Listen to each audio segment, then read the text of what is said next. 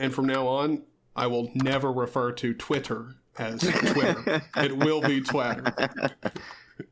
So, welcome back. This is going to be a first in a long stream of videos / podcasts. This is a new podcast series. Me and my dude Jeff from Low Spec Linux Laptop. We're starting. How you doing, Jeff?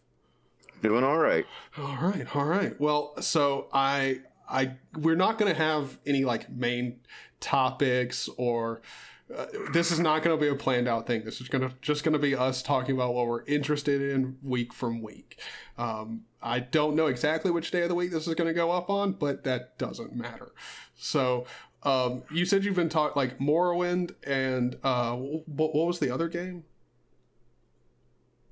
Just emulators in general have been making me feel stupid. What have you been struggling with?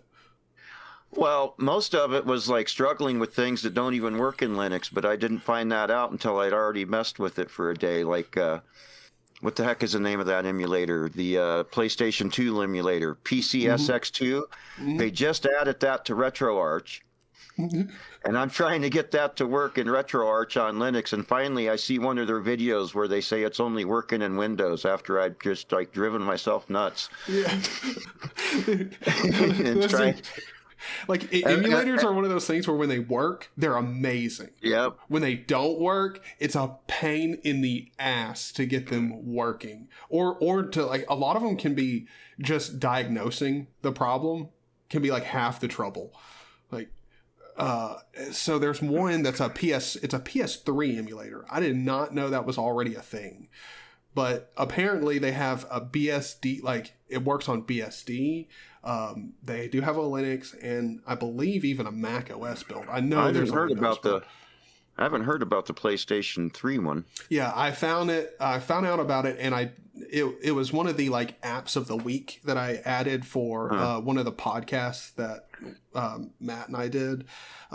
But it blew me away because of how many, like I think it was like 60% of PS3 games worked through it. But I couldn't get it to work, and I couldn't figure out why it wasn't working. Like it just didn't work.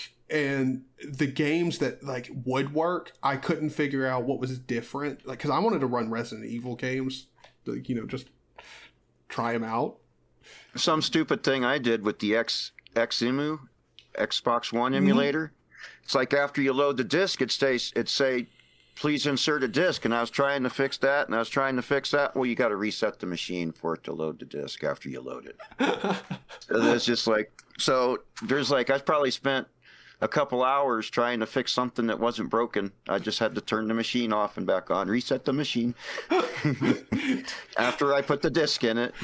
That reminds me of the first time I ever installed Pulse. Like, Pulse pissed me off so bad the first time I installed it because I just didn't read the part in where you install Pulse. And it's like you for Pulse, just like Pulse will just start. You just need to restart your machine. I installed Pulse and then was trying to use like PAVU control or whatever to like do it, and it just kept saying establishing connection to Pulse audio, and I was like, I can't remember what I did the first time. I think I just actually got up and like went and made a cup of coffee and came back, and I was so upset that it was still establishing. I was like, okay, so that like just Linux is slow as hell. That no, it's just you reboot and Pulse works. Well, Pulse should work. Audio is one of those things on Linux where it blows my mind that games function as well as they do on Linux, mainly because like you would think with how many audio issues you get with Pulse, like you would believe that like some game that's not really supposed to be running on your operating system, the fact that it still works with Pulse is mind-blowing to me. Right. So other than emulators, have you like tried anything new with Linux? Like, have you installed anything new, switched distros, done anything like that? Well, I installed. I've been messing with Open Morrowind for years, but this time I went with Morrowind Rebirth. Okay. And got that, and then I misspelled my home folder name in all my paths. So I did spend about a half hour figuring out, why isn't it picking this up? See, these are the issues that like Linux people never talk about. Like half the issues that you run into are just like you misspelling something and you're like, oh shit. Like that's one of the reasons why like it's so good to have customization on Linux, because you like these are problems that like Windows and stuff doesn't let you have. Like, well, it was kind of like a Manjaro thing, but not, because Ubuntu just names your whole your home folder your first name. Mm-hmm. But then Manjaro names it your first name plus the first letter of your last name. Oh, really? So I was missing a P in my instead of Jeff folder, it was Jeff P folder, and I was missing the P in all my paths, and I was like, why isn't it picking this up? See, that just goes to show it's been so long since I've used like. And then I'm like, and then I looked. It's like, oh Jesus! It's been so long since I've used like Manjaro and all those distributions where like I'm so used to distributions just naming my home folder my username that like yeah. To me like that. Luckily for me, I'm like always like the first thing I do as soon as I get a working distro, like as soon as Wi-Fi or whatever internet is functioning in it, and internet, and I get inside of an Xorg like or an X server, as soon as that's done, I'm copying my files over and just putting them on there. So like I will recognize the home folder being named something different. Mm-hmm. Luckily, if I wasn't that type of person, I would start installing shit and being like, okay, where's my stuff at? Well, I knew it was named different, but not in that moment. I didn't. That moment, I had spaced it out. And so Morrowind Rebirth, that's with a different engine, right? Well, I'm using the OpenMW engine, but Morrowind Rebirth is compatible with OpenMW. Oh, okay. And it's just I used it like 3 years ago, but it was just it's a whole completely different mod than it was 3 years ago now. Okay. But there's mission races, it modifies everything. That's one of the things I love about your content, because you play games that like either I haven't played or I've always wanted to play, but I just haven't gone back and not even gone back, but I just haven't played like in a long time. Like I can't remember which game it was now. Crap, it was one of the Tomb Raider games. Like you were playing that, and I was like, Tomb Raider Legend. Yeah, it's been so long since I played this game. Like I loved watching you play it. That was those 3 games in that era was like the last time Tomb Raider was still actually Tomb Raider. Yeah, I played. So one of the things that I did when you was actually raiding tombs. It was like puzzle solving, not a third-person shooter. Exactly, it wasn't a shooter. Like I went back, so I didn't go back, but I've never, until I got my VR headset, I had not played Rise of the Tomb Raider. But I got my Quest 2, which that's a whole other thing. We could talk about that for a while. I know I have a Facebook like literal. Is that the VR headset? Yeah, the Quest 2 is the newest. I'd probably just get motion sick with one of those. So if you haven't played it, the one thing I will say about the Quest 2, the reason I purchased a literal Facebook spy device, like there's other than this headset, there is no effing way I would buy a device that's literal, like it's literally just filled with cameras and like location tracking for Facebook to map my house. The only reason I am willing to allow Facebook that honor to come in and spy on me is for $300 you can get a headset that is as high resolution, if not higher, than the $1,000 Index. And it's a completely standalone device that you can take. Well, what about those Xboxes? They're even worse than Windows with the spy. They even got the infrared cameras and everything spying on you, connected to Microsoft all the time. It's hard to believe it could be worse than Windows, but I think it is.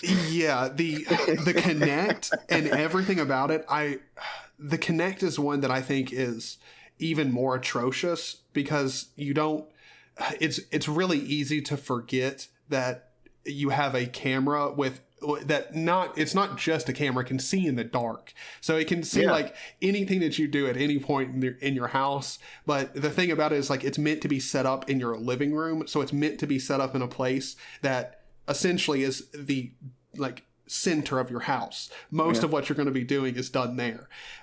To me, I think that's horrible. The reason I'm okay with Facebook is because that headset, I only ever use it when I'm here at the house in my guest bedroom. So like if they see anything, it's just that one room. They like, I'm sure Facebook has that room mapped to shit. They know where everything is in there.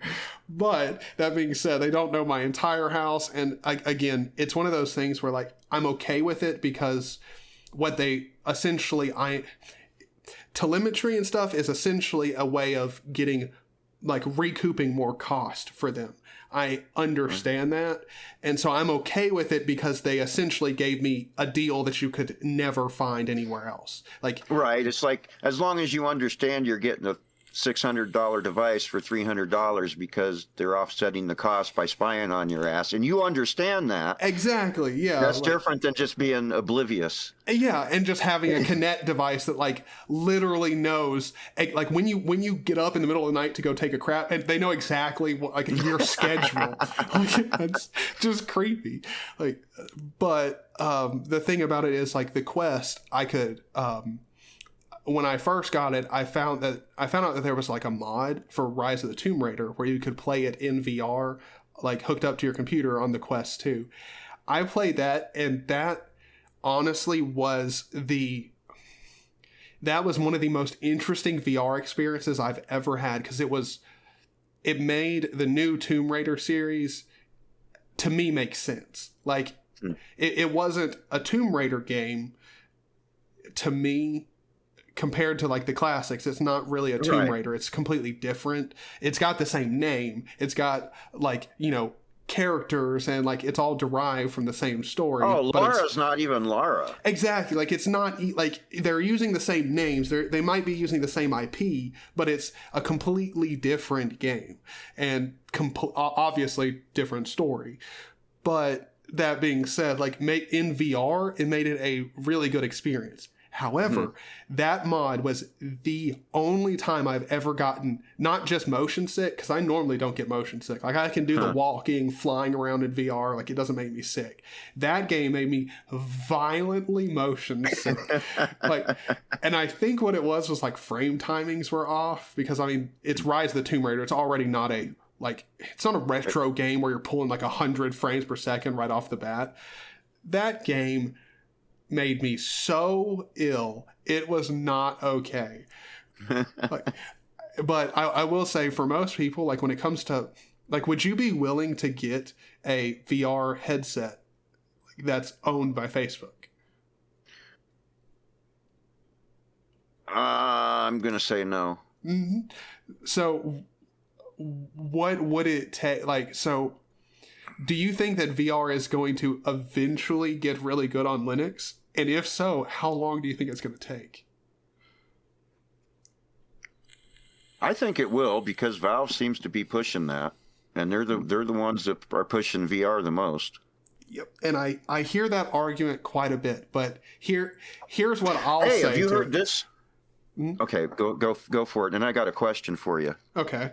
Well, the comeback that I have to that argument is, well, VR, like Valve has already made their own VR headset. They tried doing their own Linux operating system, and I mean, technically speaking, it is still around, but no one really uses it. But that's beside the point. Like SteamOS and all that, like, yes, they are pushing gaming on Linux further, but I think it's not for VR itself, because even the index, if you use it on Linux, you're going to run into a lot of problems. Even trying to play Half-Life Alyx, which is native to there Linux. Are a couple YouTubers that do VR on Linux. I haven't seen videos in a while, but there are a couple. Yes, but you can play VR on Linux, but the amount of problems that you're going to run into is a lot, because it is that's what I did a whole video on it. Like, newer hardware on Linux, you're typically going to run into problems. Right. Sometimes you're not. Sometimes you get blessed and like the newest Linux kernel that just came out has all the support that you need for your hardware. That is pretty common, but the newer your hardware and also the newer the technology is in general on Linux, it compared to like proprietary stuff, it takes time to mature, and it will get better over the long term, but that's the thing, like it just takes longer. But yeah, hit me with your question. What do you think? Have you heard the theory that Valve is just using us for development purposes on their handheld Linux gaming device they're making? And all this Proton and everything, they're just using us as beta testers for their handheld Linux portable. I wouldn't call that a conspiracy something like theory. A Nintendo Switch. Yeah, I wouldn't call that a crazy conspiracy theory. I think it probably has some basis in truth. Like, right. I think Valve is definitely using Linux as a development tool. Like, not because the community is willing to help them make gaming on Linux not just a reality, but a good reality, like a very competitive place. And then people like Glorious Egg Roll that just do it. Yeah. I mean, like, he's one of the greatest people on the internet. He's like, I mean, he's awesome because, like, I mean, he makes videos. He seems like a really cool and relatable guy, but he's just like, I've got talent, and like, what if I just used it to make a very niche thing much better? Like, I think he's a great guy. The thing about that conspiracy theory that like I don't agree with is that it's a bad thing. Like, I don't think Valve using us as a testing like ground for new ideas, new software is a bad idea. It's good for us. Exactly. And us helping, it's more of like a symbiotic relationship. Exactly. Us helping them make a Linux-based handheld a reality is not a bad thing at all for Linux. Like, yeah, sure. I mean, I'm sure there's going to be quite a few things that they do with it that won't directly benefit us, but that's not going to be because, they refuse to, give it to the community. It's most likely just going to be something that most of us just don't want. Like, if you think about it, they're probably like a big focus part of it is getting, graphics really good on a small like x86 based chip and perfecting it there. Like, those optimizations don't necessarily come back to help desktop Linux users, but the fact that there is a Linux handheld that is competitive does help all Linux users, because that's a console that you would actually want to purchase. And then speaking of SteamOS, Windows normies still think that's a thing.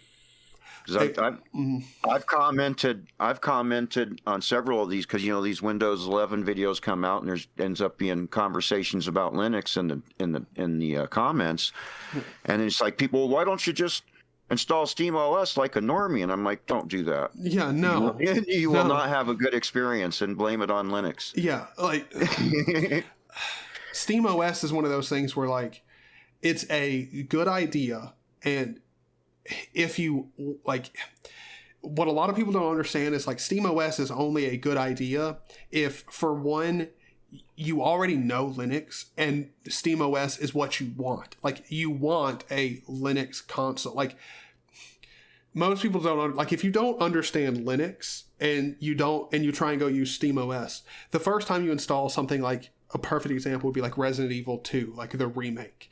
The remake is going to use like like the cutscenes use like specialized like media foundation DLLs in Windows. So you have to run a custom version of Proton. And if you're trying to use a controller as your only input method, there's no real way for you to be like, okay, now I need to install a custom version of Proton on my console. Like, you're sort of screwed there unless okay, there's a few things I need to install with a keyboard and mouse before this becomes a console I can just slap in my media center and go with. And there's so many. There's also a lot of the problem with Windows normies is they go up in arms because they can't come over to Linux and just install the things that they're 100% used to. Not just they can't install them, but the idea that they might have to use something different is like unimaginable. Like, the thing to me that always blows my mind is a lot of people are like, well, I use Premiere too much. That argument of I use Adobe Premiere is such a stupid argument. Have you ever used Premiere? No, I haven't. But what is the subscription model on that now? They make you pay every month or every year or what? Yeah, and it's expensive as shit. It's not cheap. If you want one Adobe software, I'm pretty sure, like, even if you just subscribed and you just tried to get Premiere, we're talking $25 a month, at least $20 a month. Jesus. Yeah, it's ridiculous. And here's the thing, Premiere, like, when it works, it's good. Like, if you know how to use Premiere, there's a lot that you can do with it. But the thing about Premiere is calling it reliable is a complete lie. The amount of times I've experienced crashing, and I hardly ever use Premiere. I have had Premiere crash on me dozens of times. DaVinci Resolve, completely free. Like, you can pay for it, but, like, let's be honest, no, unless you're doing literally a movie, like, you're shooting a movie and you're going to edit the movie, maybe then you need to consider paying for the pro version, or if you have like a 6K Blackmagic camera. If you want to do 4K, don't you have to pay for it? No, as far as I know, even for 4K, you can use you can use DaVinci Resolve without paying. You don't need the studio version. However, I believe for, like, if you're going to use a 4K Blackmagic camera, the codecs that you're going to use for it, you'll probably have to pay for the studio version. But my buddy, like, his commercial studio, like, he works for a studio. They do commercials and a whole bunch of other stuff. But they switched over. They bought a few Blackmagic cameras and started paying for the studio version. They've already done the math. Buying the cameras, selling the old cameras they got. All in all, by the end of this year, they will have essentially offset the cost of continuing to pay for Adobe products using DaVinci Resolve. So how long do you get support for buying DaVinci Resolve? Or do you actually buy it, or is it a subscription also? You buy it. I believe the studio version is like $300, like in that ballpark. But you buy it and then you own it. And then after you've bought it, I believe you continue to get support for it for the lifetime that you're using the product. But I do know for like corporate stuff, they do have different like tiers where like you can get like 24-hour support, stuff like that. And what about Lightworks? Because that's the other professional one I always hear is available for Linux. If you need something totally professional. Have you ever tried to use Lightworks at all? No. Okay, Lightworks, from everything that I've been told, like if you're a production house, like a production studio, it's really good for like teams. But I've tried to use it. Lightworks for me, it's too aggressive in the features that are available. Right. So like it's so hard to learn. Not because I don't think Lightworks is built to be a difficult to use software. It's just not built for one person. It's built for a team to use effectively. Huh. But like the amount of people, like, so when it comes to Premiere is the worst software for video editing I've ever used. Not because it doesn't have features or it can't do what I need it to do, but it's so unreliable. Like Kdenlive, Premiere compared to Kdenlive. Sure, Kdenlive is like a more basic video editor, but you can still do quite a lot in Kdenlive. Like, let's be honest, most YouTubers, all you need is Kdenlive. Like, all your fancy transitions and stuff. Yeah, go ahead. And 10 years ago, I used to hear people complaining about Kdenlive crashing all the time. I don't hear that complaint anymore. Kdenlive has become rock solid. Like, maybe in the past year I've had it crash once. Maybe. Like, I don't think I have. And I use Kdenlive, and I switched over for quite a while. I was using the Olive video editor.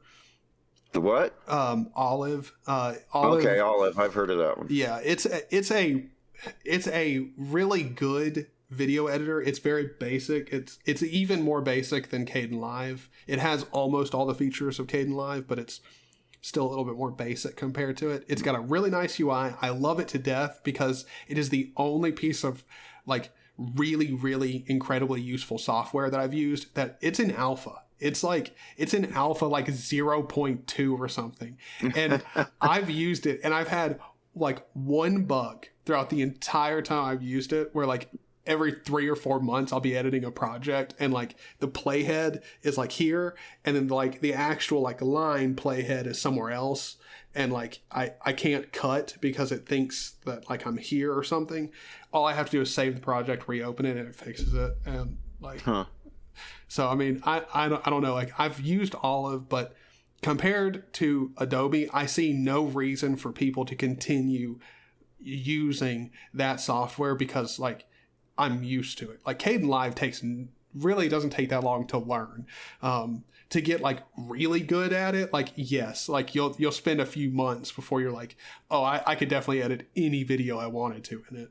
But I don't know, like, so have you spent any time doing any video editing at all? None at all. I'd be like starting from a total like nothing.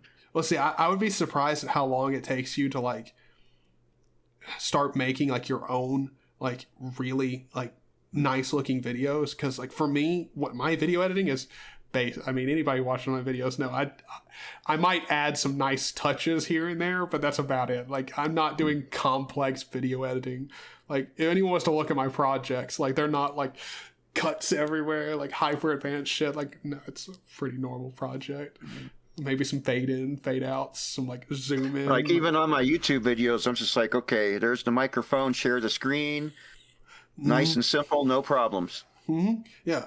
I also love like the way you do your live streams are also great because you're not one of those people who's like, I cannot show the like YouTube page, like quickly trying to close off stuff and like make it seem like you're like doing something hyper advanced. Like I hate the stream key's hidden. It's a bunch of dots. You're not showing. There's nothing there showing that matters. Yeah.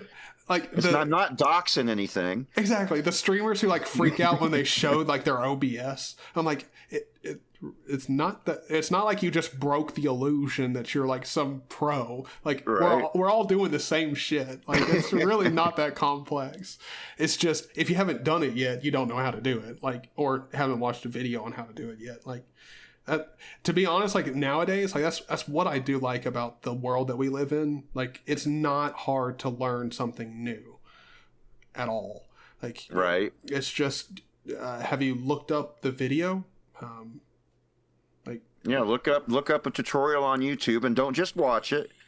Have OBS open while you're watching it. Pause the video and do it because until you do it, it's not gonna click. Yeah. That's why, like, I've never been one of those people who complained or got along well with people who complain about like tutorial hell, like where they just watch tutorials and don't do anything. I'm like, that in that statement, you've already explained why you're having problems. You just keep watching the tutorials. You got to eventually do something.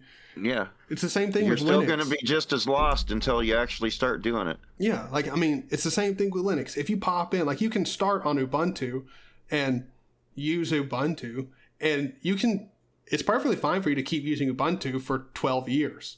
But I did that. Exactly. Like you can use Ubuntu. You don't have to learn how Linux works. It was Ubuntu because I don't know. Because XFCE is where it's at, but yeah. I really do like. For me, it's what is it? LXQT. For me, like I really like LXQT. I don't know why, but LXQT is one of the few desktop environments that have piqued my interest. I like it. Mate, I used to really like. I used to really like Mate. What Mate drove me nuts is there were some places it wouldn't let me cut and paste. Yeah, I never had that issue. And I don't know. It was a while ago. It was probably 4, 5, 6 years ago. But it's like Why can't I cut and paste from here? Never mind. I'm going back to XFCE.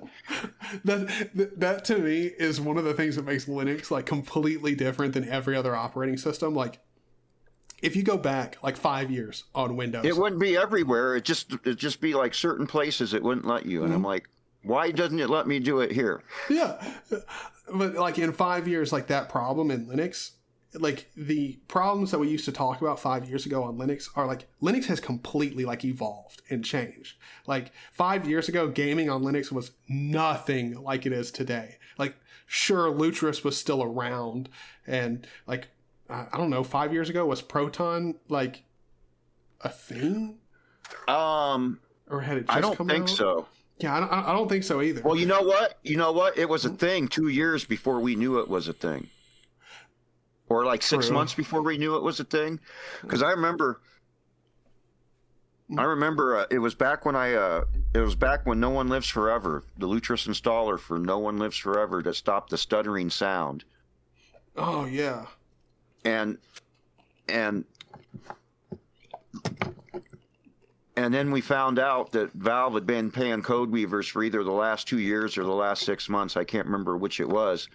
And it's like, I wonder how, and stuff had just started to work in Wine all of a sudden. Mm-hmm. And then we found out, oh, wow, Valve's been pumping them in, but we didn't know it until now.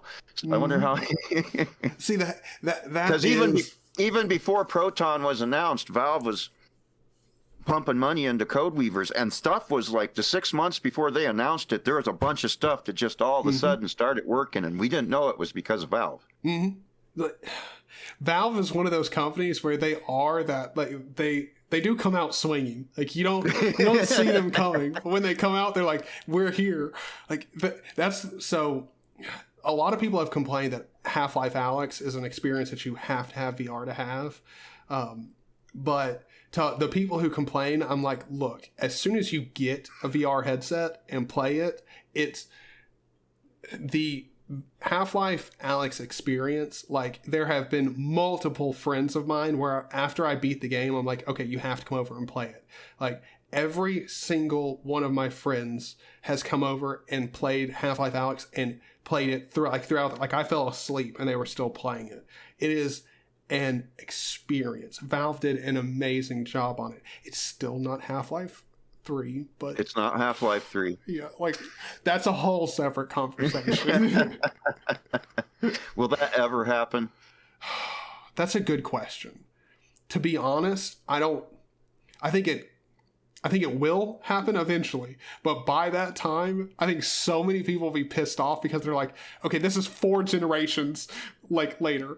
It'll happen. Compared to like Half-Life Alyx 1, if you evaluate the time in between, I think it'll be 4 human generations before we see Half-Life Alyx 3.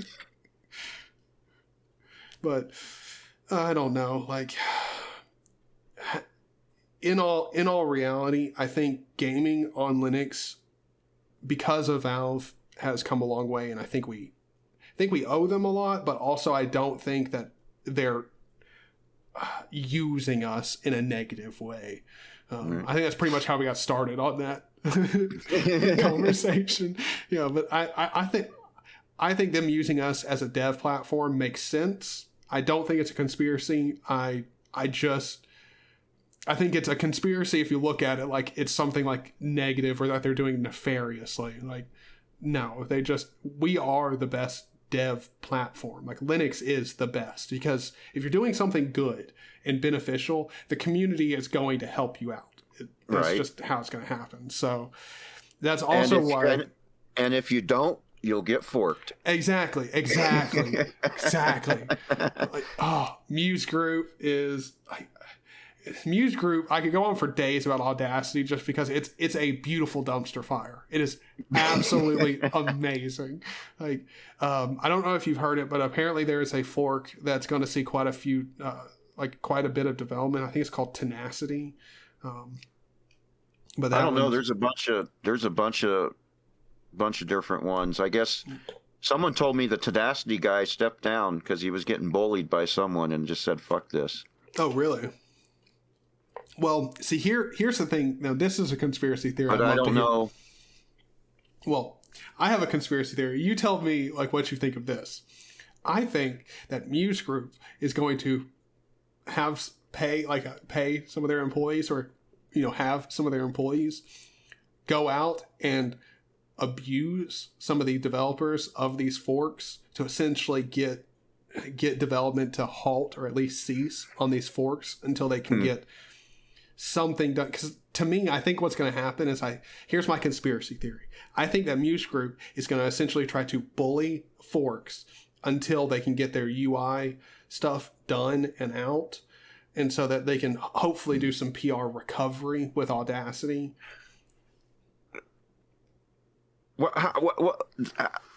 I just don't understand any of it. I just don't are they really that stupid? Did they really not know they was completely killing the project? To me, I think they honestly didn't, or they honestly don't think what they did or what they're doing wrong. Here's what I think happened. I think they spent a lot of money to purchase a product. And as companies do, they want to protect their investment. And so their idea is, well, so we need to not change the license or change anything, but we need to make sure that we're not going to get in any legalistic trouble. But we also want to improve the project. And so they do what most big companies do, very stupidly. They want to get usage data from their users. Because to me, here's what I'm thinking. They bought it, they spent this money, they have this investment, and logically, executives in a boardroom are sitting down talking to each other. They're like, look, we have a product here that we have spent a ton of money on, and that people who purchase or use our product are not going to pay us up front to use. So essentially, we have purchased a product that in a executive's mind makes no money, even though Audacity does get donations and it is a funded project. To them, they're like, this project, it's not guaranteed any money, and we're not directly monetizing this investment. So what they do is, how can we monetize a free product? Like every big company, they go, well, we get usage data on our users, and we can use that to improve the product and sell that data. And again, most big companies are like, well, we're only going to tell them we're going to use it to make the product better, because they don't need to know that we're selling the data. But that's, which is the real reason to collect it. Exactly. At least for Audacity, that the only thing it needs is a UI overhaul. Exactly. It doesn't. Nothing in its core needs improved. Exactly. Like that. That to me is why Audacity is the most obscene and blatant example of how companies try to make telemetry seem like a really good thing. Because in all reality, telemetry can be used to make a product better. Like, I mean, Windows and like an actual like operating system does, like, it can benefit from people actually, because I mean, if you think about it, most people don't, when a bug happens, they don't use a bug reporter and report it back. Like most of your average, like your grandma is not going to actually report a bug. So they really don't know that there might be bugs that end users are experiencing that they're never going to know about.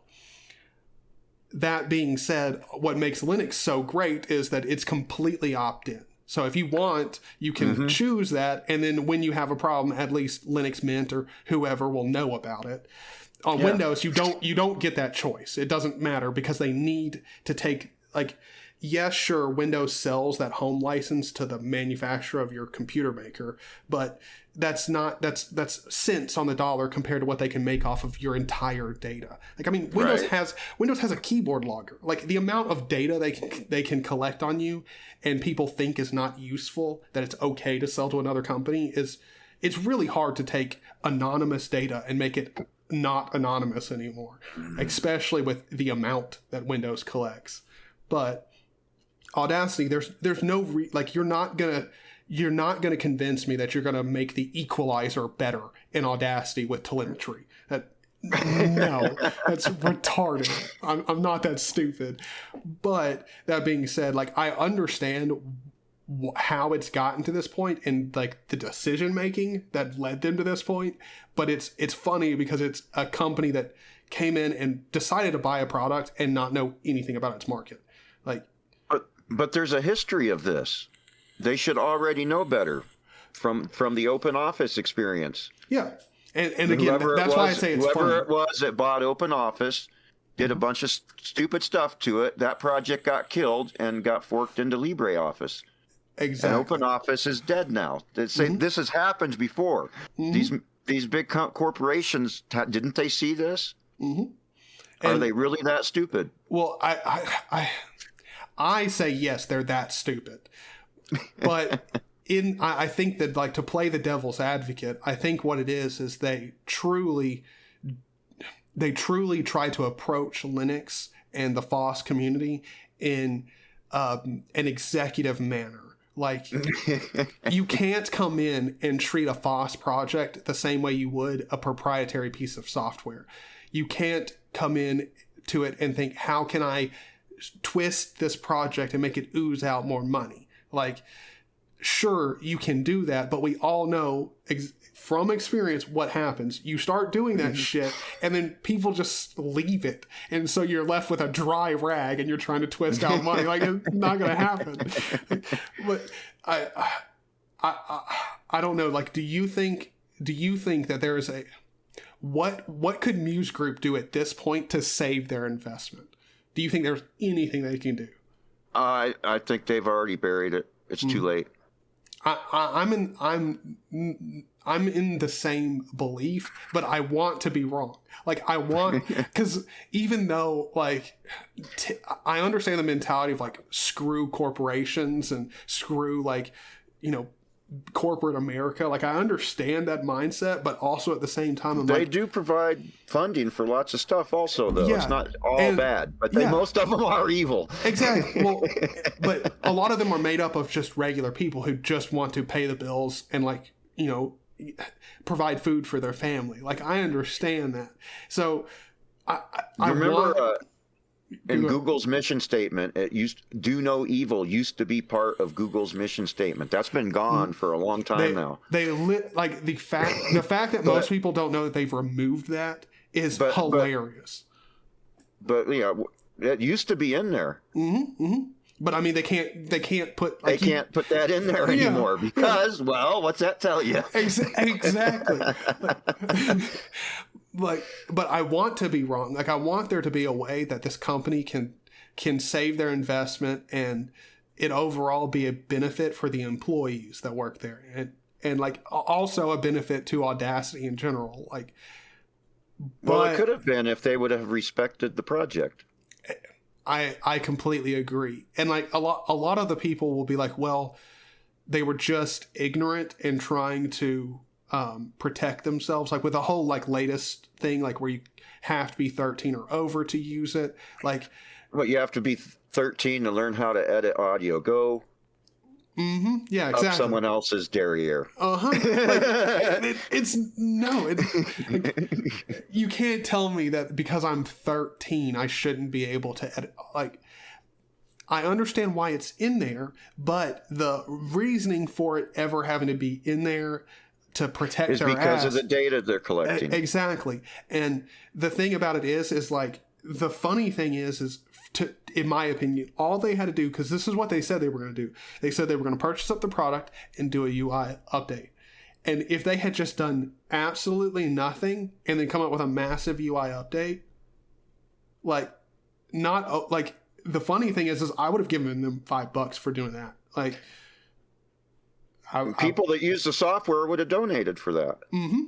Like, I mean, I honestly, I don't use Audacity as much. Like, I said this in a rant video, but I honestly don't use Audacity that much for somebody who's making videos, doing like, I wouldn't call it like creative AF work, but, you know, just I'm making videos and doing stuff.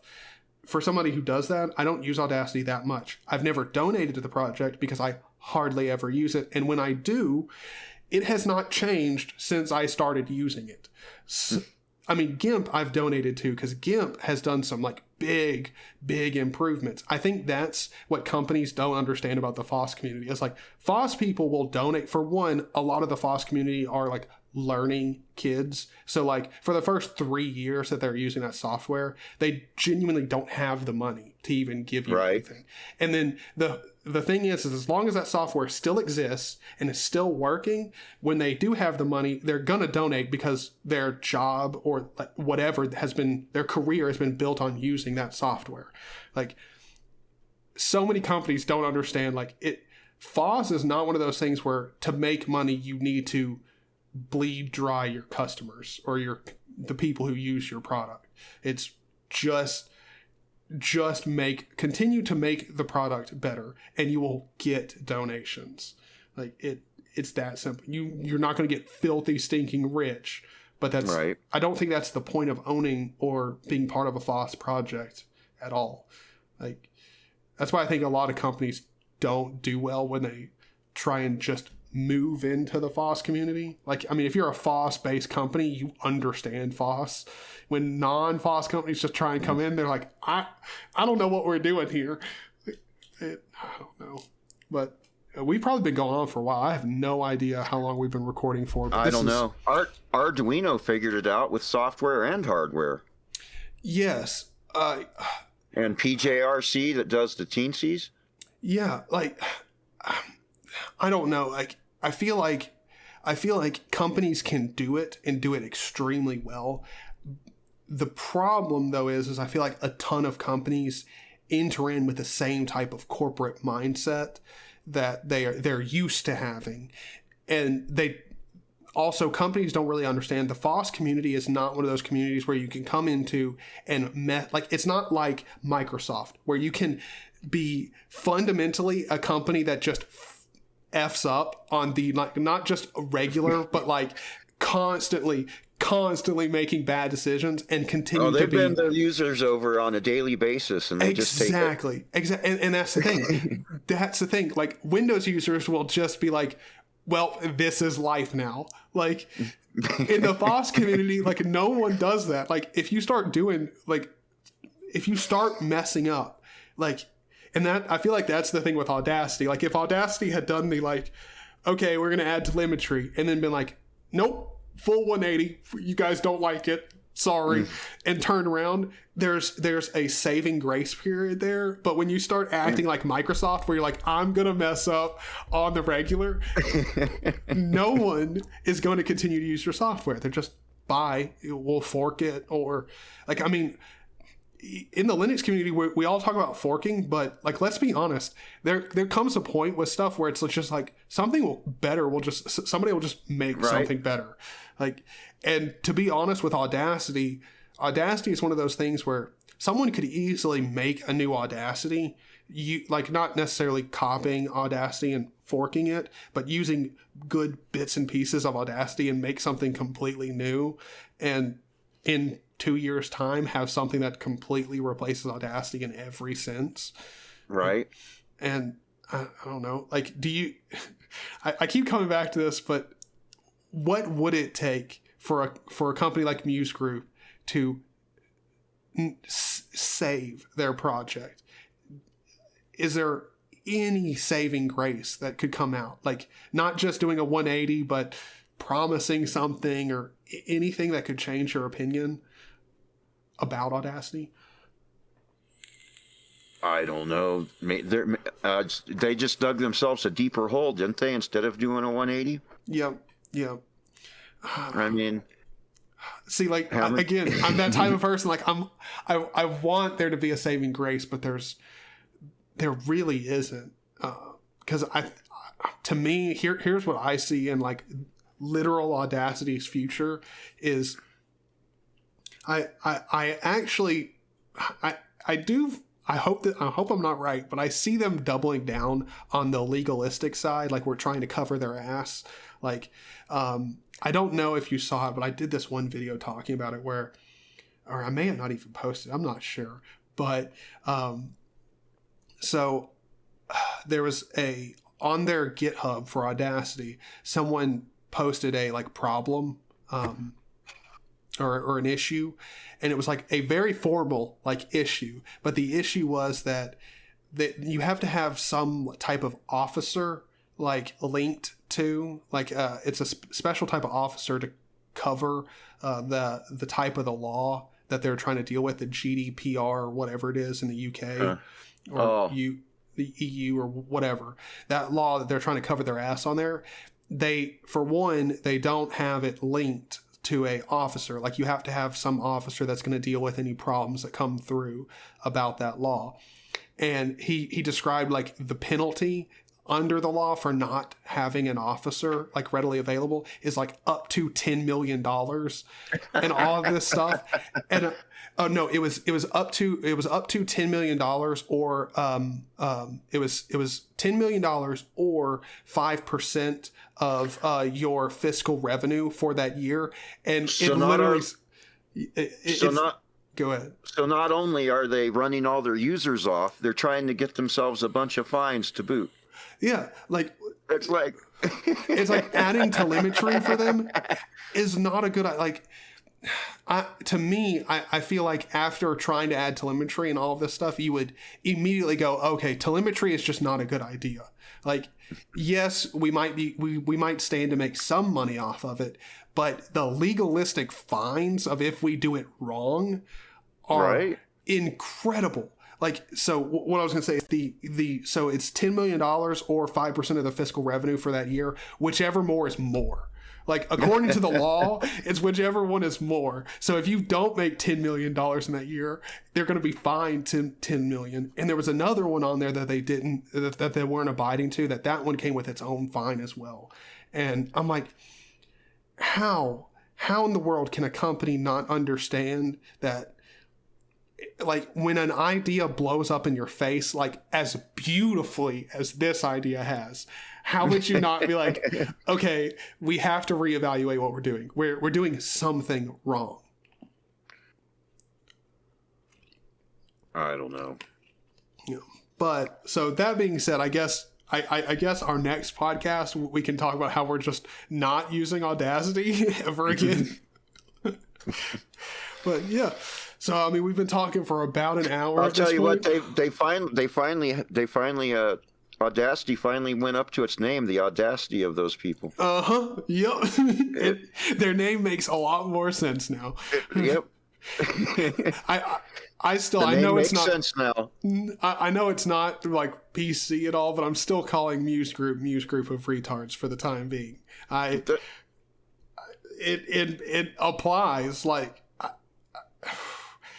Microsoft makes some very bad decisions, but I think people understand that Microsoft is afforded that privilege only because they they can afford to. They're an industry standard. So when they mess up, the industry itself is like, well, Microsoft is just messing up. Let's just try and go around it. If we can't, we'll just call them up or try and figure out a way. Like, I don't know.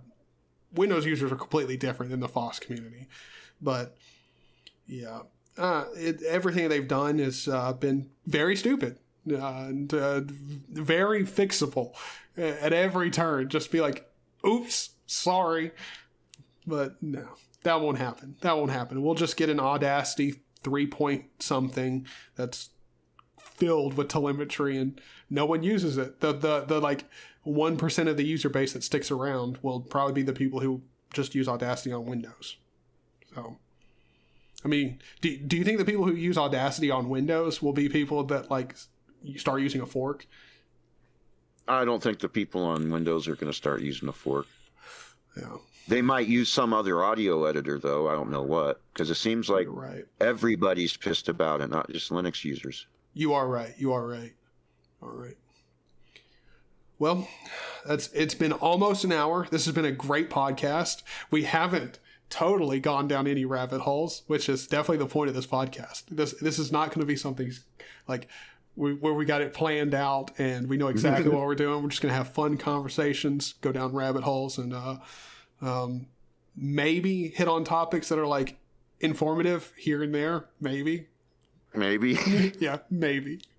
But all right. Well, thank you for doing the podcast today, man. And I'll see you next week right back here.